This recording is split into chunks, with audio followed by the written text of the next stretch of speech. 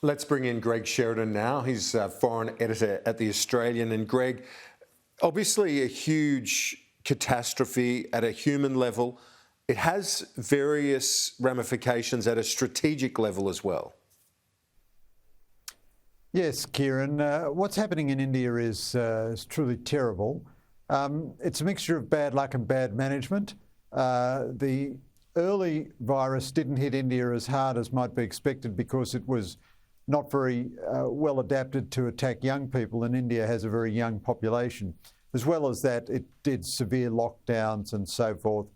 But India became complacent, and then this new mutant variety, the double mutant strain, is clearly much more deadly, much more infective, and much more likely to attack young people. India has shipped out more than 70 million vaccine doses. It hasn't made enough domestically, and it hasn't bought enough internationally. Now, the strategic element of it is that India is absolutely critical to Australia as a strategic partner and critical to the region in balancing China. You remember the Quadrilateral Summit recently. The outcome of that was that India was going to manufacture vaccines with Japanese and American money, and Australia was going to distribute them to the hard bits of Southeast Asia and the South Pacific.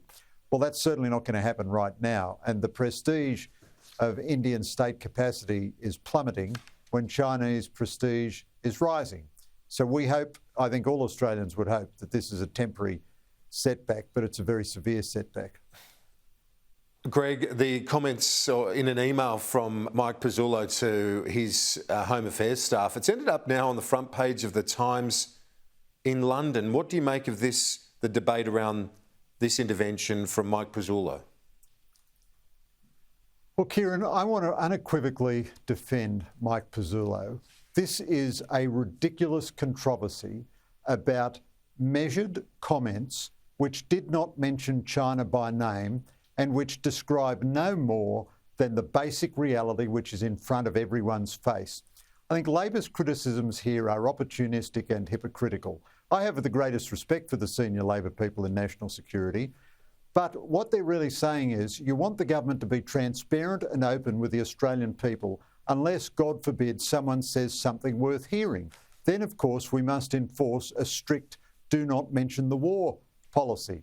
Now, frankly, the Times putting it all across the front of their page one, you know, much as I love and admire the Times, our sister publication, has got to be the most bizarre misjudgment of news value I've ever seen in my life. This was a measured, well-crafted, sensible speech by a senior Australian public servant. Let me tell you, Pezzullo has been very important to the fate of the coalition government because he's a public servant who gets things done and is prepared to do the tough things on national security. He's not out campaigning, he's not a politician, he's served Labor governments as faithfully as he's served coalition governments. And I think the outrage, the mock outrage, you'd think it was Pezzullo who was taking shocking security actions in the South China Sea and the Taiwan Strait, not the Chinese government. But somehow or other it's an offence against civilisation for Pezzullo to draw attention to the obvious. But how can the Australian nation be prepared if we're scared of having a dialogue which mentions reality? I think this has been a poor episode in Australia, not because Pezzullo is undisciplined, but because the reaction is so hysterical. The email itself, more broadly, is measured. That phrase, the drumbeats of war, or, you know, if that was said by a defence minister, would you have the same assessment, Greg? Is it a reasonable use of language, do you think? Well, of course it is, Kieran. I mean, it was a rather poetic, rather elegiac speech. I wasn't quite sure that Pez had that level of poetry in him. But, you know, the chief of the Pacific Command of the United States said a couple of weeks ago he thinks there's a very good chance of war between of China taking military action to recover Taiwan within the next 6 years.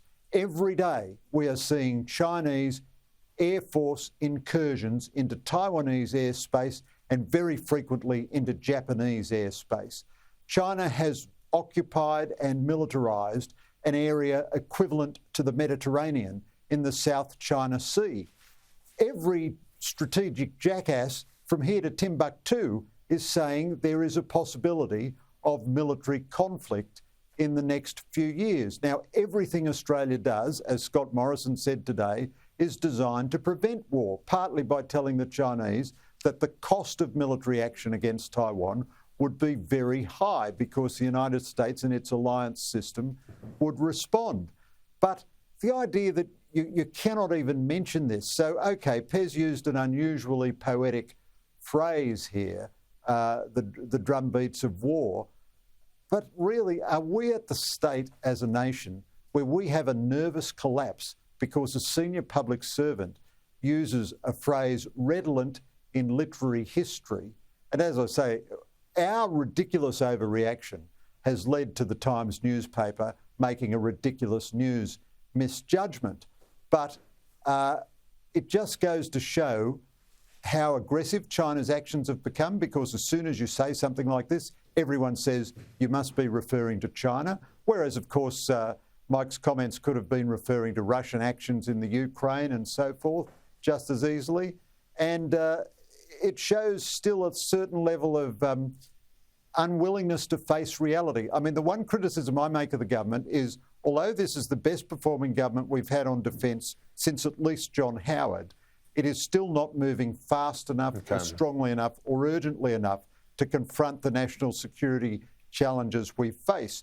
But Pezzullo contributing to the public dialogue this way is entirely a good thing, and, you know, it helps the nation understand the reality it's facing. Greg Sheridan, as always, thanks. Thanks, Kieran.